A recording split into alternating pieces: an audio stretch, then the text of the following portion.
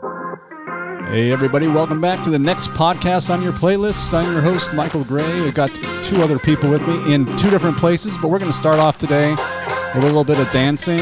You guys know what we like. Let's do it.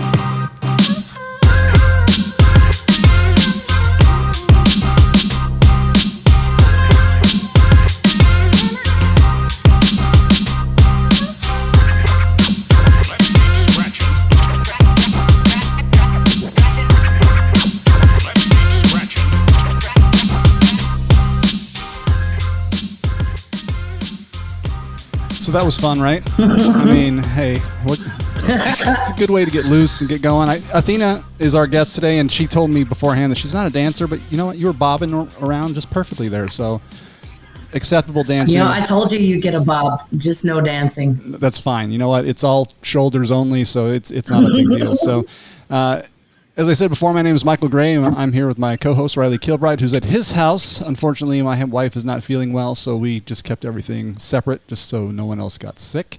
I'm feeling fine as it happens, but we just want to be careful. So Riley's at his house. Our guest today is Athena Perez. Everyone say, hello, Athena. Hey, Athena. Hello, Athena. Good job. Athena Perez, if you're in CrossFit, I'm sure you've probably heard of her. She's a very well-known person. She's been very inspirational to me. She is a level 2 trainer for CrossFit. She owns her own CrossFit affiliate, which is new. How long ago was your CrossFit affiliate started, Athena? We celebrated a year this month. Okay, and that's called CrossFit Scaled Nation or Scaled Nation CrossFit. She's also she's been very inspirational to people in the CrossFit community because of her story. And her story can be found in her book, which is called Lifting the Weights, another thing she's done. This girl just does a little bit of everything. And I say girl, you're obviously a grown woman. I don't mean girl, but Athena, why don't you just tell us a little bit about the elevator pitch of who you are? I'd definitely like to hear about your book and just about your Scaled Nation CrossFit and also your Instagram page called We Belong CrossFit. Why don't you give us a little preview into what that is? Holy cow. Like, how do I give you a Reader's Digest version on all this, right? Exactly.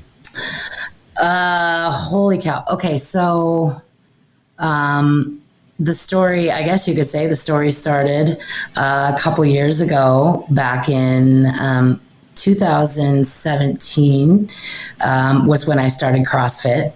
So I walked into a box weighing close to 500 pounds. We'll never know what it actually was. Scales didn't go that high. So I was on 2 canes, and initially I thought that I just wanted to be able to walk again. I really had no other goals other than maybe getting off the canes. And it just kind of took off from there. Started doing CrossFit and started working on my nutrition and lost over 200 pounds. And then CrossFit aired my story. That came out in the spring of 18, and that's all she wrote, as they say. That's because it just kind of took off from there. I started writing a book that summer, ended up getting my level 1 that summer, and started coaching. Let's see. The book came out a year ago now. Same month, we celebrated a year on lifting the weight this month last year. Got my level 2 this year. Let's see. There's quite a few little videos out there. There's the original journal story, and then there's the level 1. There was team series. There's been a number of little things with CrossFit, which was a blast. They also filmed the level 2, so that should be coming out soon. Don't know when that's going to air, though. Oh, nice. Yeah, and then let's see. So the We Belong page, that page kind of happened by accident. Let's see, how do I explain that? So I would say for the most part, I've been very blessed in the CrossFit space. I've had a couple not so good experiences with, cliche weight type of stigmas and discriminations, but for several years, people kept sending me their stories, and I would hear, just clear disconnects. I always say that CrossFit is the most inclusive methodology in the world, and it is. Sometimes where it doesn't connect is at box level.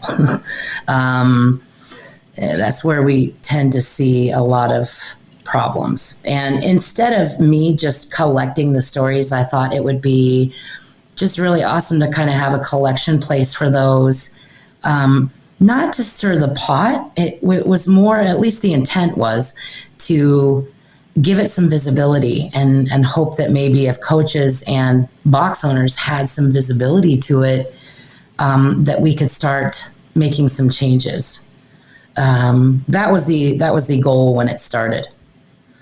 And then it's just kind of evolved, I guess. Yeah, and I've been following both your Scaled Nation CrossFit, which is your affiliate CrossFit page, which is at Scaled Nation. Is that correct for Instagram? Scaled Nation CrossFit, right? Scaled Nation CrossFit, and then We Belong CrossFit is that at We Belong CrossFit as well. Right. Okay, perfect.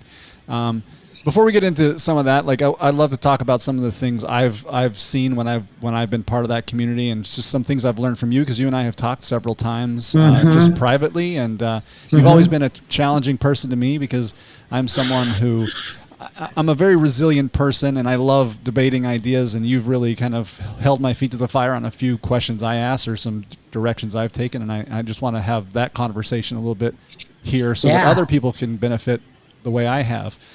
Before we get into that, though, if someone wants to follow you, I'm sorry we don't have a lower third for you here, but how would they follow you on Instagram so that they could read more about your book? They have videos, access to your stories, things like that. Sure. So the Instagram handle is Athena, Athena, Marie, Mariebt, as in boy, Tom. Nice. And on there, you've got, like I said, links to your book, which I've read a ton of people's responses to your book. I haven't gotten it. I know it's on Audible. Is that a new thing? I just saw that recently. Yeah. That's how I consume books, so I might have to consume it that way. Did you actually do the narration on that? I did. Oh, awesome. So it's read by the author. Which was kind of a little adventure on its own. It's kind of weird reading your story out loud. Sure. That's awesome. She's definitely got a voice for Audible. Right? I know. You could make a career out of this. Very soothing voice. Athena, if you don't mind, I'm going to weigh in real quick. Number one, I think you're selling yourself short. You are an amazing person. You're like me and Michael said, we've even had conversations due to y'all's conversations, and what you kind of accomplished, or what you have accomplished, is simply amazing. I mean, even I come from a coaching background your story is just amazing, and I think you're selling yourself short just a bit, but being an inspiration for people in that situation is something that I don't think that you can ever sell yourself short on, or even say enough about. Like, from someone that people that necessarily even met you, like, you inspire me, you inspire everyone that sees that story, and like you're the way you're talking to yourself, I was like, man, this girl needs some energy. Let's go. You are amazing. Thank you. Come on, she's got energy. Trust me, that energy's going to come out soon. I have a feeling. So. Okay, so you've gone from being someone who was an outsider, you said weighing over 450 pounds, getting into CrossFit, and just your journey from that type of weight to where you are now, to now where you're not just like a CrossFit member, you're an affiliate owner, you're a level 2 coach, you're someone who is intimately involved in the CrossFit community, the CrossFit organization, in like diversity, and how to get people to think about the needs of someone who might just be, who's severely overweight, who doesn't think CrossFit can be any good for them, is worried about it, all the things that come with that. Did you ever think you'd get to the point where you would become an influencer in this space to that level? No, no, no way. No way. That was, I still don't think of myself like that. It was the furthest thing from my brain. I honestly, I still think of myself as a simple girl with an Instagram account, like I share my stuff and, I run my classes and that's what I do. And I try to help people understand, large body athletes, but no, I don't see myself that way. Now, your CrossFit community, is that entirely online? I know that was a component of it at some point. Is it still like an entirely online community? No, it's not actually. Although, 60 to 65% of our members are online.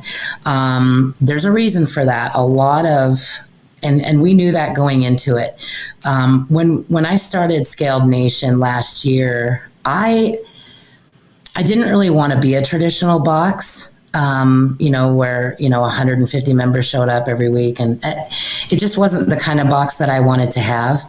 And let's also look at the reality of what it is. It's 400 square feet. So I can only have so many members out there at a time. We have a maximum occupancy of 5.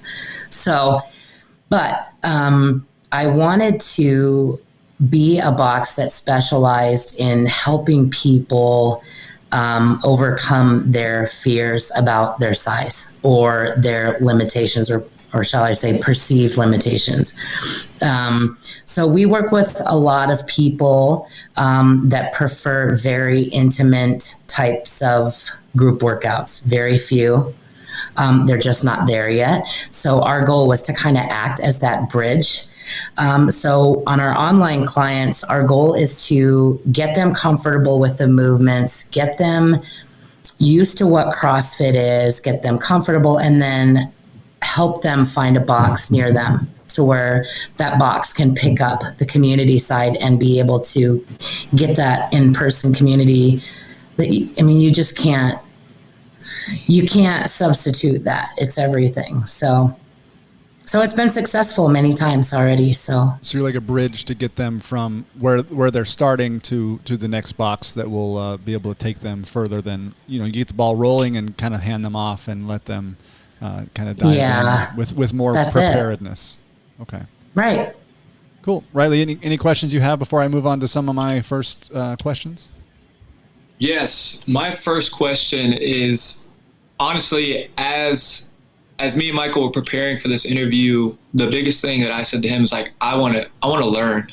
What, from a coach's perspective, what can we do on the ground level for someone that comes into our gym in that situation? Like if they're coming in to see us in this situation, what's the best things that we can do as coaches and as people and as friends? Like, show us the way, like drop some knowledge bombs on us.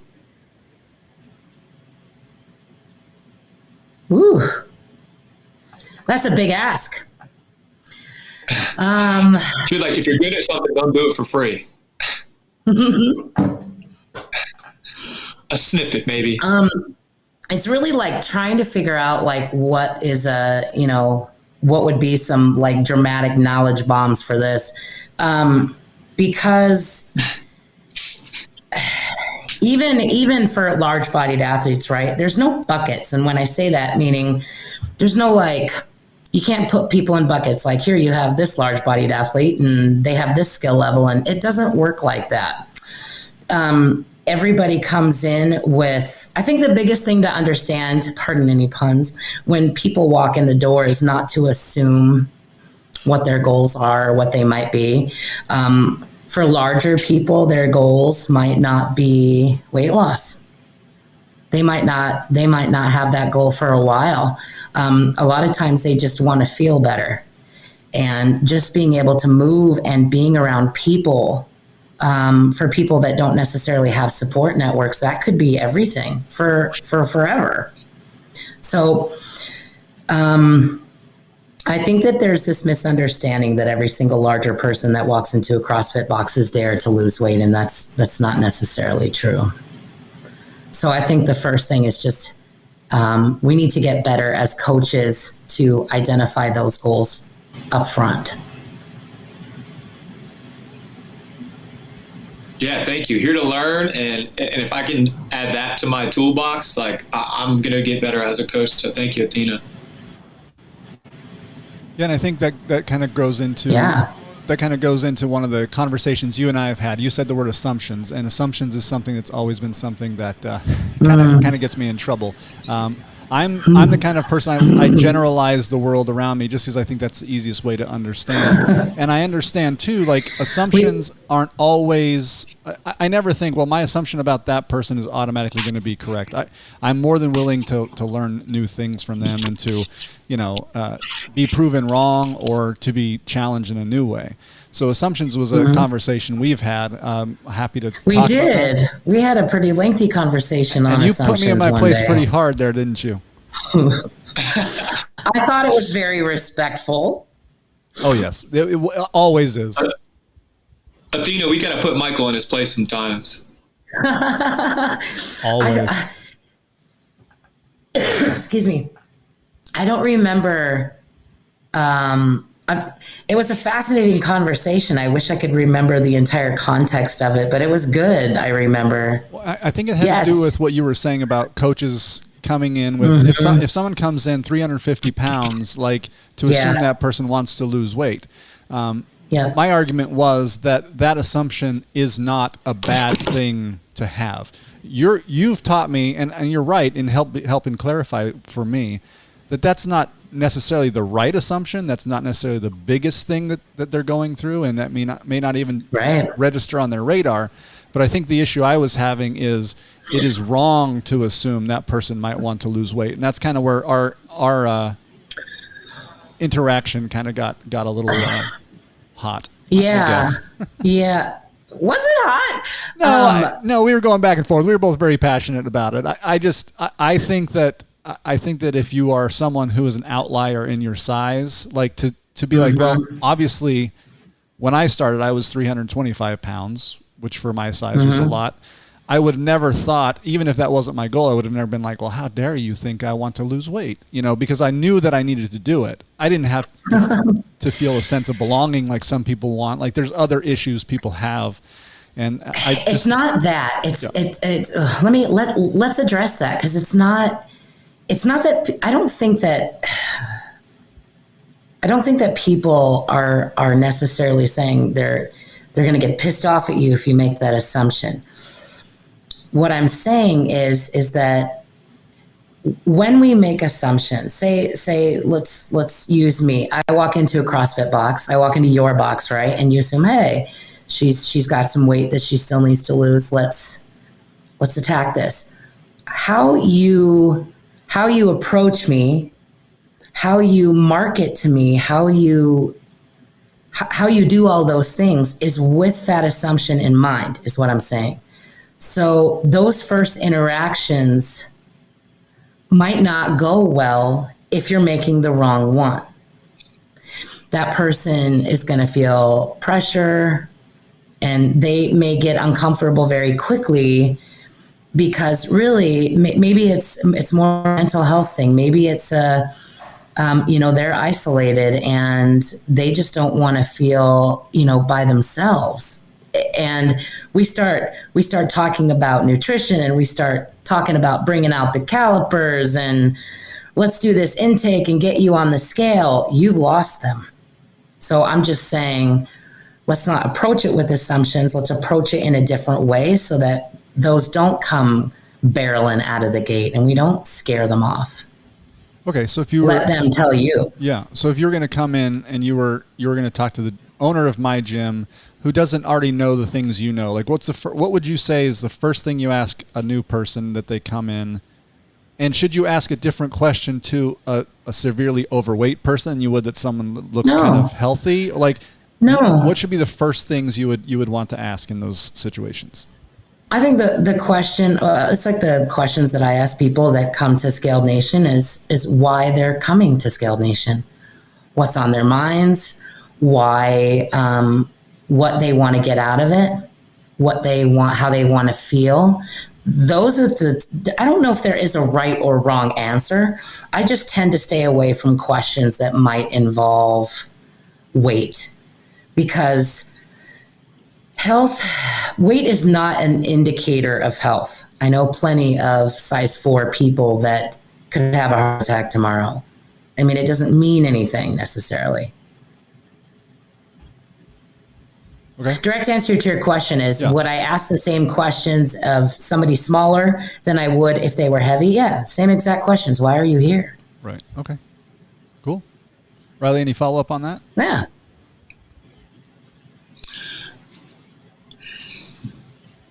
I want to make sure that I ask this correctly. I do think that there's always I reference the like sick, well, fit continuum that CrossFit uses. How do you feel about using those markers as markers of health with those numbers? I'm not a big numbers guy either. I don't look at the scales, blah, blah, blah. Well, but if we're going to use, what are the numbers? Well, it's just things that we can measure, like not weight, like triglyceride levels, blood pressure, things like that. Like, are those numbers that you would find important other than weight? What I am saying is that if you ran, I think you'd find it surprising how often you're going to see blood work done by very heavy people that if you weren't actually looking at them, you wouldn't know they were heavy. So when you say, let's use those numbers, how? I mean, we can agree that not all the numbers that doctors use are the correct way, but there's got to be some type of data that we can use. What is the right data? That's a great question. We're here all just here to learn, you know?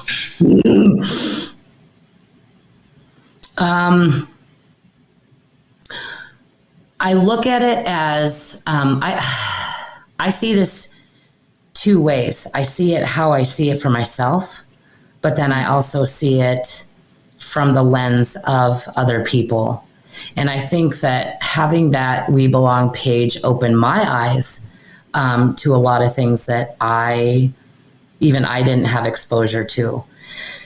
So if you were just talking to me, I would say, well, this is getting my excess weight off has always been my number one goal. To me, that is what's keeping me from feeling my very best.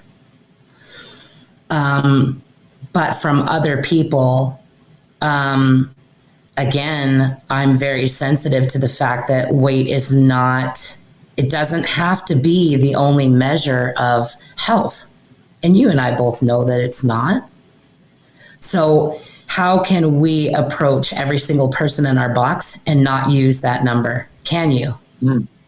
I think one of the reasons it gets used as much as it does is because it's one of the things you can view with your eyes, right? Like, I can't look at someone and be like, I know what they had for dinner last night. I can't look at someone and say, I know what their insulin levels are. Like, that's just one thing that generally, I mean, would you agree that if someone is morbidly obese, they're probably not healthy? And you're right, skinny people can be unhealthy too, but like, if someone's coming in, you know, tipping the scales at 350, 400, like, is that a poor thought to have in your head? Like, is that just going the wrong direction out of the gate? That's kind of where I'm like, it should make sense that's, I mean, that's it can observable. Be.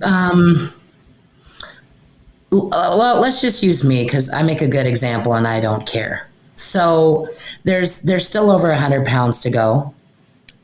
If you pulled up all my blood work and all my everything, there's nothing on there that would indicate that I was obese. You're not going to find anything. Would you be able to look at me and tell me what I ate for my meals this week? If you could tell me what I had for my meals, and if it was anything bad on there, that would be an assumption. I would be interested to know if you could tell me what I ate for all my meals this week, or what that looks like in your mind for somebody that's 100 pounds overweight. Well, and what I'm saying though is, like, I don't think people are doing that. I'm saying you can't do it, so people don't even bother. Whereas you can see, you can see a lack of fitness much more easily, and I think that's why people go to that first, because I see what I see, and then that's what I'm going to start dealing with. You know what I mean?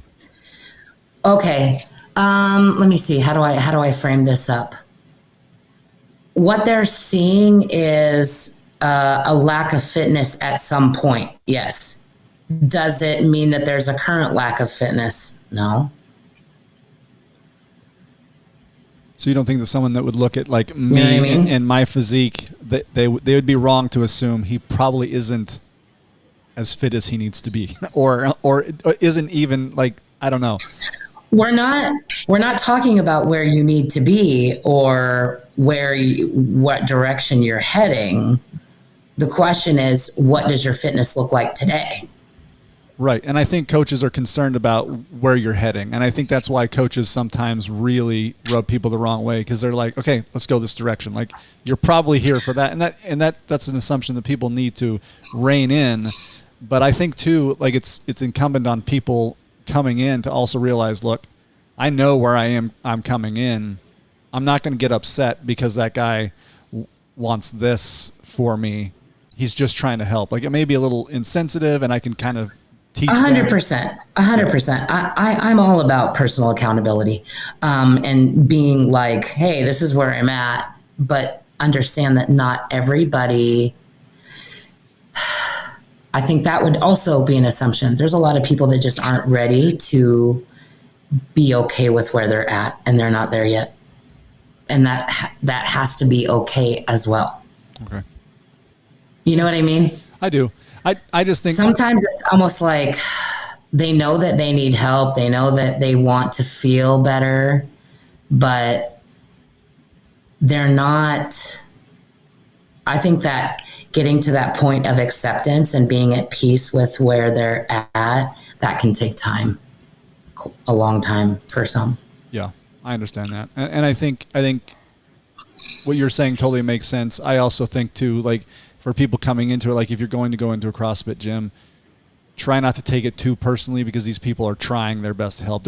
I'm sure there's very few coaches who've just come up and like, Athena, the way you look is ridiculous. Let's get that fixed. Like, no one says that to me. I mean, obviously that would just be rude, and that person's just a rude person. But I just feel I feel like more grace could be given sometimes. But these are hurting people too, and I understand that. And CrossFit coaches need to be professional. I think more grace needs to go both ways, actually. I agree with that. I agree. I think that there's been so much stuff that, I mean, from a health and wellness standpoint, that I've come from, that people kind of pushed me towards. So even things that I've learned from other coaches or other athletes or anything like that. So I don't know how I feel about, like, not being willing to like push that, or like be like, I know that mental health may be the reason why they're there, but why not try to steer them towards like good choices or different choices or things in that realm? Like, how do we navigate those waters without coming off too harsh?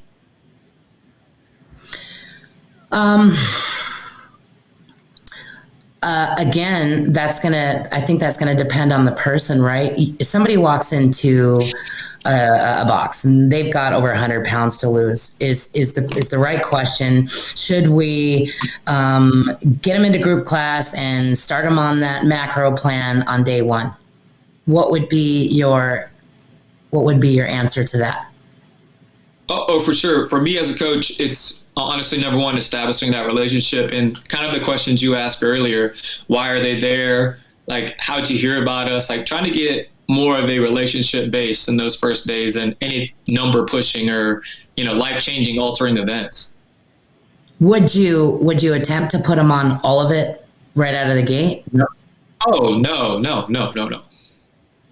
Okay. That's what I mean.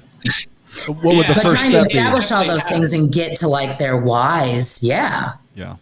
Mm. Yeah. Yeah. I'm definitely a relationship-based coach. Like my theory and kind of what I go is like making relationships, and Michael can speak to this, is getting to know you as a human and getting to, establish that relationship before I try to change your life in an hour class, for sure. Yeah. Yeah, Riley's really good at that. I don't worry about him, but at the same rate, he's kind of the person I think of whenever I think of someone like who comes through and might say something about weight loss in just an idea to help, and then it just comes off wrong, and that person gets hurt, and then they leave, and they're never coming back. Like that's the kind of thing I think about when I think about a good coach trying their best to just help someone coming through. Yeah. I honestly have learned so much by someone just showing me the way as well. Like when the student is ready, the teacher will appear. If I, give off the energy where people can approach me and ask me if, a biggest thing that I had when I started CrossFit was I wanted my family to do CrossFit so bad, and I would tell them, do CrossFit, do CrossFit, do CrossFit. And they eventually, they said no every time for a long time, but I just continued to live this lifestyle. I started to see everything that I wanted, and eventually they came to ask me. So maybe this is the same approach we can use with those types of, that type of situation as well. That's kind of exactly what it is, right? And I think you just articulated it way better than I've tried in the last year. You're not gonna get like life changes from people that are not quite ready. Sometimes they got to be able to stick their foot in the water and, do one tiny thing at a time. And generally speaking, like when they get to a point when they're ready, they'll come to you. They'll start asking you questions. It's just, I'm trying to figure out, like, there is no right or wrong answer. We're not going to solve the world's problems today, but I think it just depends on the person. But being cognizant of, little changes, little habit building, that's what's going to make those long-term corrections. And that doesn't happen in a day. Totally agree. Yeah. Yeah. Cool. So another topic I wanted to discuss with you is another thing that I've been seeing on your social media posts lately is size inclusivity when it comes to clothing. I know that's become a big thing with you, and especially when Noble took over CrossFit. What was the original biggest size they offered for men and women when you first started interacting with them? Okay. So I'll be honest, when Noble took over the sponsorship, my visibility on Noble was pretty limited. I guess just because I didn't like their shoes. I agree with you. I'm not a big fan of their shoes either. I'm not a fan. Hey, careful. So I never paid that much attention, to be honest with you. I was telling Riley, be careful. Change my mind, please. Send me a bunch of free shoes, Noble, and I'll give you my opinion. But I mean, like I said, I'm a sneakerhead, and I've tried every CrossFit shoe out 2 or 3 times, and I wasn't a big fan. Prove me wrong. If tag Noble in here, let them know that if they want to win me over, they got to help us out. Wide. I just found that wide, flat feet and Nobles don't get along very well. It's not personal, right? Yeah, every foot is different. Anyway, like I every didn't person have. is different. I said every foot is different. Every person is different. Yeah. So true. For me, it's more of a budget thing anyway. Like Nobles didn't agree with my wallet, so. Yeah, but I mean, does Noble really run that much different than the Nanos or Metcons? I mean, really, they're pretty parallel. Yeah, we got a Reebok outlet close to us, so I get them for cheap. Oh, well, there you go. I hate to say it, but I'm a Nike guy. Like, I'm brand loyal. I like Nike, sorry. But for a guy that spends a lot of time on his feet, Nike has been the best over time. Or I'm a big Hoka, One, like the running shoe Hoka. If they want to send us a sponsorship, well, I'll be okay with that. But I spend like 5 or 6 hours on my feet a day, and those are the best ones. They look like old people's shoes, but I love them. Don't get desperate, dude. We don't need sponsorships that bad. We do. Honestly, we do. Oh, that's true. So back to the sizing thing. Yeah, like that's something that you've really tackled. The Noble? And just sizing in general, like the size availability that CrossFit gyms offer their customers, their clients, their people. Yeah, this has evolved. It started out, well, let's go back to Noble. So when we found out that Reebok was going to drop We found out that Noble was taking over. We basically just moved the efforts that we were working on with Reebok over to Noble. Reebok had plus sizes that they offered to the larger bodied athletes. The problem was that they didn't have anything that said CrossFit on it. They wouldn't make their plus size line available for the CrossFit branded stuff. That's what we were trying to get to the bottom of, is like, why is this such a problem? You already have the plus size shirts. Why can't you just slap a sticker on it that says CrossFit on it and call it good? And I was hoping that might be something that could be doable, but when Noble took over, we had to start over. The sizes for women was, I want to say they had an extra small, a small, a medium, a large.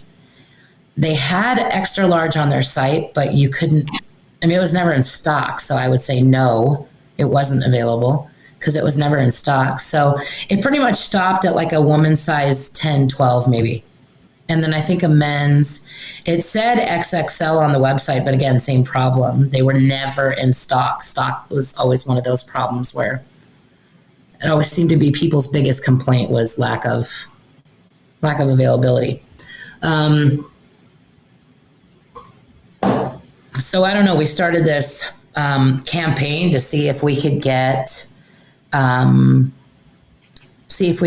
Noble to reach out and let us know what the plans were when they took over that partnership. And then instead of just driving the boat with Noble, we put a lot of visibility on how important it was for boxes to either, one, carry the additional sizes, or two, make sure that when the orders were done, that somebody wasn't going to have to ask for it. Just offer it on the order form. And so many of these apparel companies, especially the blank ones, going all the way up to a 4 and 5X is now getting pretty common on the blanks. And it was something that these boxes could do pretty easily. So that's not where we got the friction. The friction was Noble, of course. Yeah, definitely. And I think the conversation you and I had didn't really have to do with Noble. It just kind of had to do with expectations of what people should make available to you. And where I think you and I differed was, again, I'm talking about outliers. When we're talking about people who are different sizes, different shapes, different than your average community, I kind of thought, and this never came from you, because you always handle people with tact and with generosity, and I love the way you manage your site and your people. But I felt in your tribe that was being created was just this victimization, like, how dare you not offer a size 4X to me, like that kind of stuff. And to me, I'm like, that's not healthy in my opinion. I don't think that I should be expected, if I'm an outlier, to automatically get what the average community gets. Do you know what I'm saying?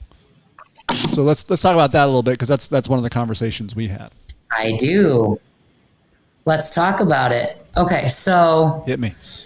One, I just want to say for the record that I think that I've heard that from multiple people. In fact, I heard that very same phrase from one of our friends in CrossFit that's got a podcast, victim mentality, I think he likes to call it.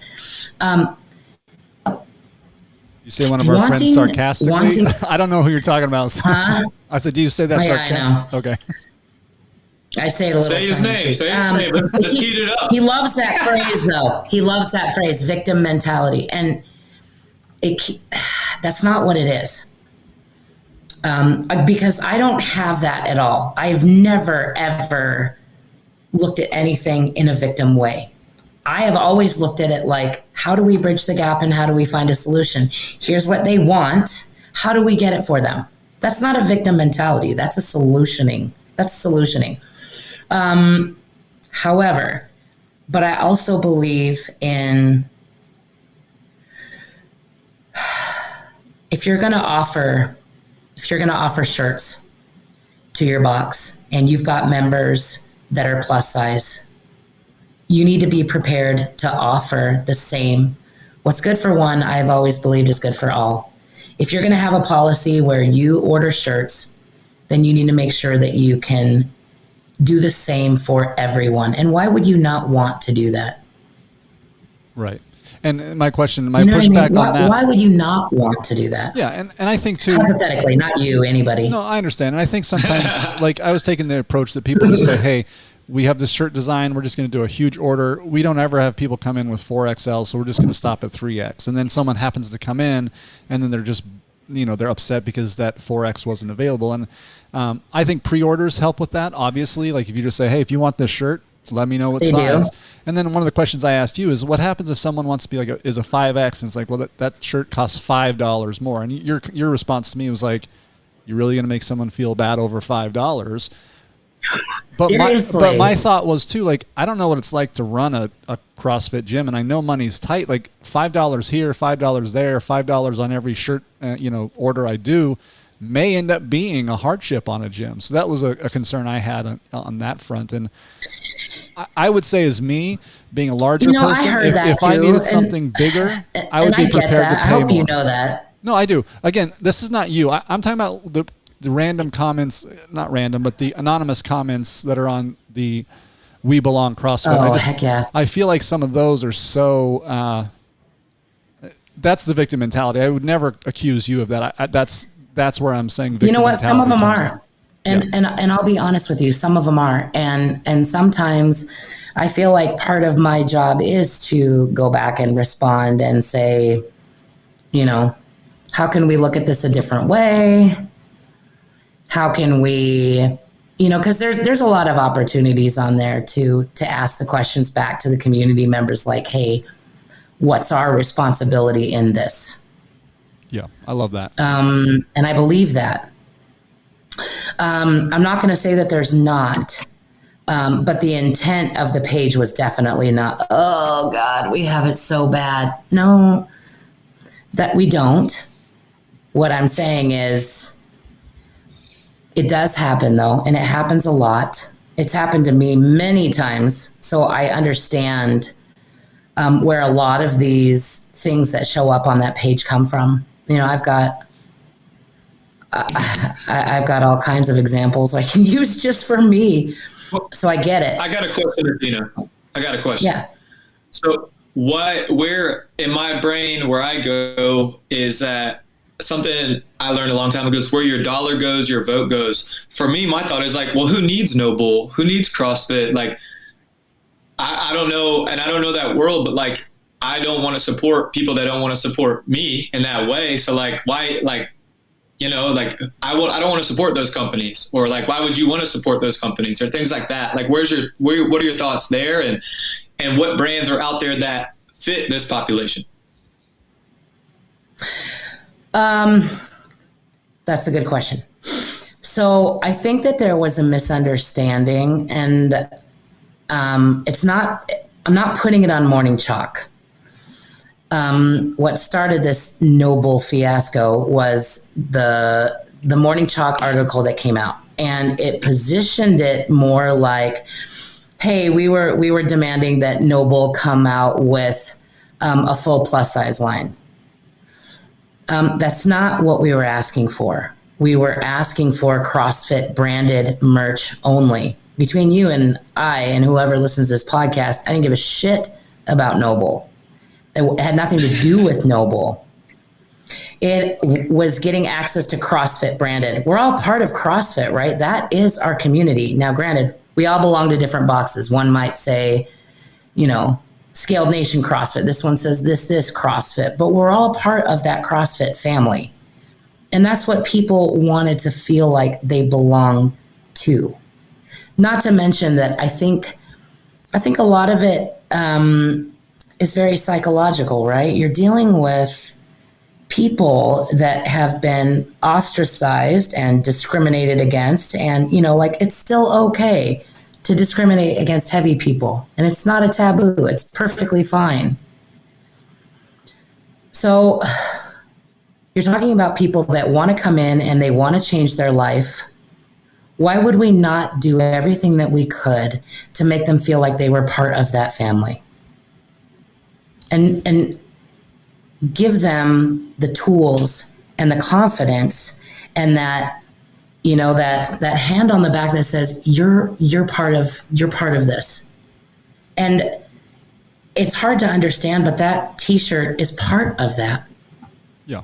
I totally agree. It's acceptance, right? It's like, hey, come here. You get to have the love too. Yeah. And I totally understand. And that's really all it was. Yeah. And no one's going to say, how dare you ask for people to be included? I think where it got to me in my head, it's like, okay, where's the line drawn then? Like if someone's a 6X, are you like, well, you have to offer 6X with CrossFit on the back. What if someone's a 7? Like, where's the line drawn? It used to be that the line was drawn at usually 2X was the biggest you can get. Now sometimes it's 3. Now it's being asked for 4, 5. Like how does that line have to end? And then if you're beyond this, then you obviously don't want anybody like that in CrossFit. And I don't think that that's the feeling. And I think that feeling of, well, I don't feel like I belong is the wrong feeling to have if you're a 6X size shirt.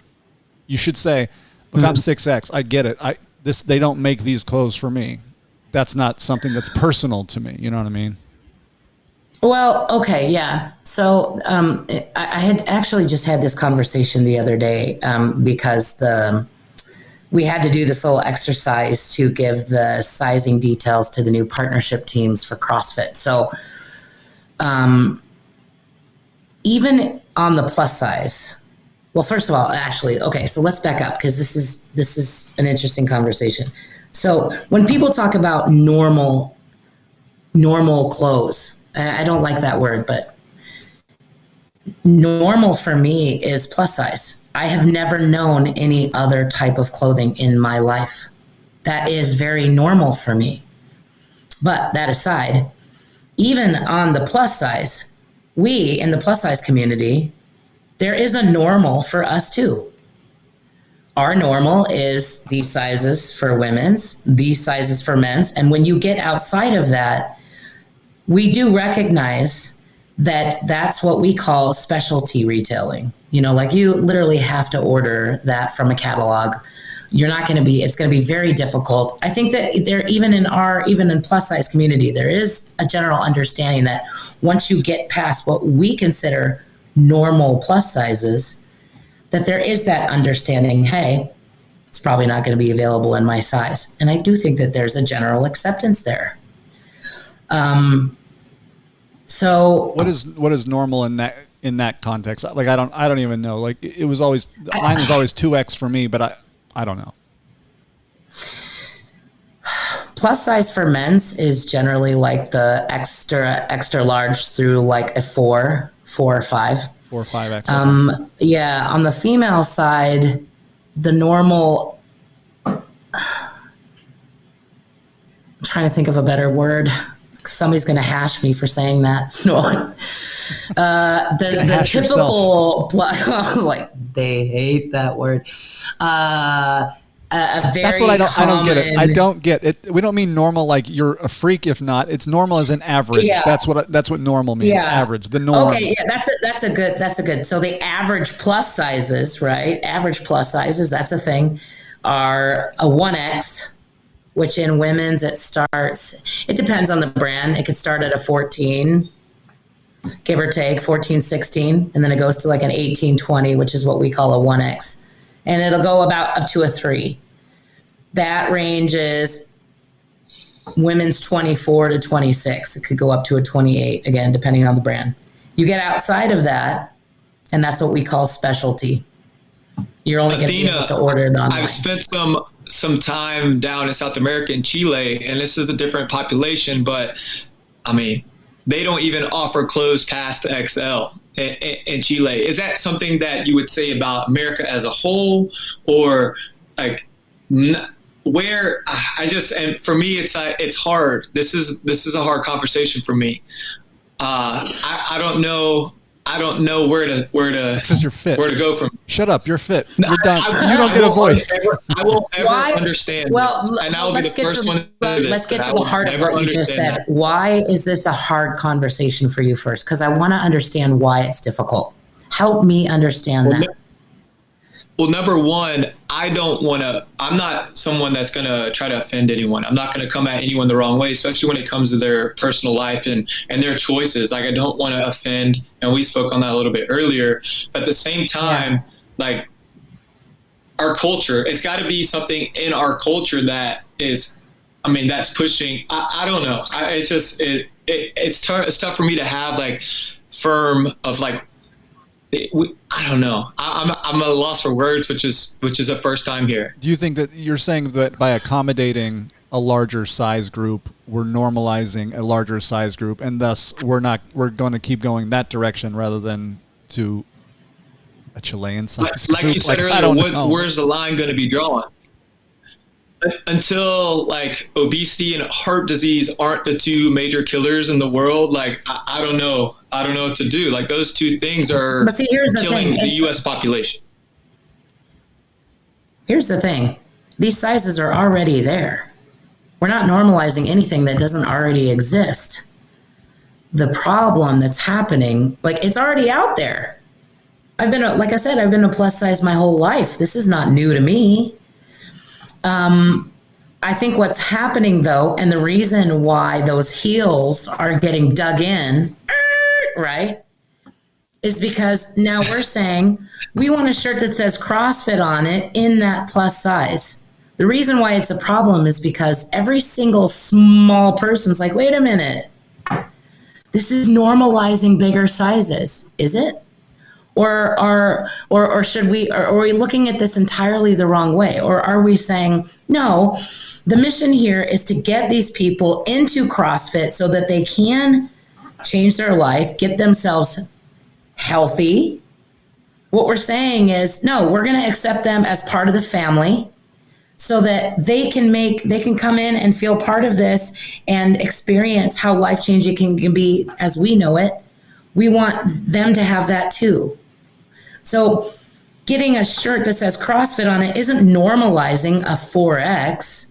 What we're normalizing is saying it's okay to be part of this at your size while you get healthy, whatever that healthy looks for you. Yeah. And I think my challenge to that would be, that means that if they don't offer that, then they don't want you to be there as part of that community. Like that's the mentality that I think is dangerous. That way. That's basically what we're saying is right. that is the perception. That is why it's been so hard to get people in, because they don't feel like they belong there. Right. So what can we do to make them feel like this is their home too? Mm.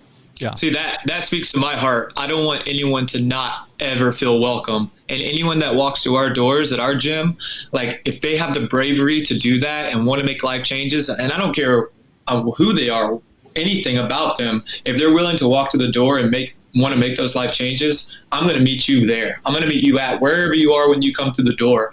I would never, if someone wants to change your life or even just wants to make their life better, I'm there and I'm going to meet you 100%. I'll meet you on the other side. I won't even meet you halfway. Okay. Hold what you just said. Now let's go back and revisit this size conversation. You just said you want to meet people where they're at. That's all they're asking you to do. They're not saying, let's normalize a size 4X. They're saying, meet me where I am so that I can feel part of this too. And I think where I go is I don't know that that's healthy. I don't know that saying come to me when I'm an outlier is okay. I mean, here's a perfect example. I think in one of our conversations you said when you call them an outlier, what does that mean? When what? When you're calling somebody an outlier, what does that mean? Someone that doesn't fit the average size. So here's a good example. You had said to me at one point that you didn't feel like I knew because I didn't know what it felt like, but I do. Like, here, I'll show you this. This is going to be embarrassing, but here's my Talking Elite Fitness shirt. Did you? So if I raise my hands up, oh no! Like, I'm a tall person, right? No one ever offers tall sizes, but I'm never going to go look at Talking Elite Fitness and be like, well, you don't want me to be part of your community, or go to a gym and say, you don't have tall sizes, you don't want me to be a part of that community, because I think that is unhealthy to do. And that's where my problem comes in. If you're just an outlier size outside the average, you just have to accept that and I will always ask for a tall shirt. If someone has a tall shirt, I'll order it because that's what I need. But I'm never going to feel like it's something personal on me if they don't offer that, because I realize I'm taller than most people. It's cool. I get it. You know what I'm saying? Does that make sense? And I don't think a lot of people do. I think, I definitely didn't. I didn't really have my first shirt. I mean, I think I was able to get a hoodie, but that was after a year, so even for me, like, it wasn't necessarily, I did not feel part of my community because I didn't have a shirt. It would have been nice. It's definitely something that I think all of us think about, like, man, when everybody wears the shirt and it's Friday, or we're doing partner WODs and everybody wears the gym shirts, I'm the only one that can't. And you just kind of feel left out. And it doesn't sound like it's a big deal, but it is. It can be. It can be a really big deal. So I'm saying if this is an easy fix, like, look, t-shirts are like one of the easiest things to freaking manufacture. All I'm saying is, like, this is a big deal for a lot of people. Why does it have to be? Can we just, like, meet them where they're at? So can I have you tell me you're going to fight for tall sizes as well? I would love it. I would totally buy tall sizes in everything. It's funny that you said this, because somebody in the Scaled Nation group was like, Athena, I have a really hard time finding tall sizes. And I'm like, you know what? I have one mountain to climb at a time. Am I willing to attack tall sizes? Yeah. That's fine. We've gone quite a long time here, and I don't want to keep belaboring this point. I just love this conversation, and I never think it's wrong to ask. It's never something where I'm like, how dare you even ask? Because the ask is totally fine. I feel like people are just... Tina, you know what? The fact that you won't know if the fact that we can have this... Go ahead, Riley. The fact that we can have this dialogue, and that's our goal of this podcast, is to normalize this conversation. And probably people are going to hear this podcast and have their own little conversations. Like, if we're sparking that, if we're cultivating that conversation, and people being respectful, let me first of all, be respectful. But this conversation needs to be had. It's something that we want to feel, that we want to have you in our group. We want to have you in our family. So normalizing this conversation and hearing both sides of the story is what we're passionate about. Mm-hmm. Yep. And that's why I wanted to have you on, because we knew you'd speak eloquently and passionately about it. So I think that's all I'm trying to normalize, right? Because I think that it's been so twisted, but all I'm trying to normalize really is meeting people where they're at. Yep. We love that. Athena, give us one more time your Instagram handle, and then we'll wrap this up here. Sure. Instagram handle is Athena Marie, B as in boy, T as in Tom. So check her out, guys. Check out that book. Athena, I'm going to go tonight, and I'm going to buy your audiobook download, because I've got some credits on Audible. And now that I know that you are the one that read it, I'll have that soothing, jazzy voice in my ears for a week straight. Thank you very much. I appreciate that. Athena, thank you so much for coming on. And I would love to get the book as well. I can't wait to hear it. I love it. Thanks, man. All right. Good night, Athena. Good night.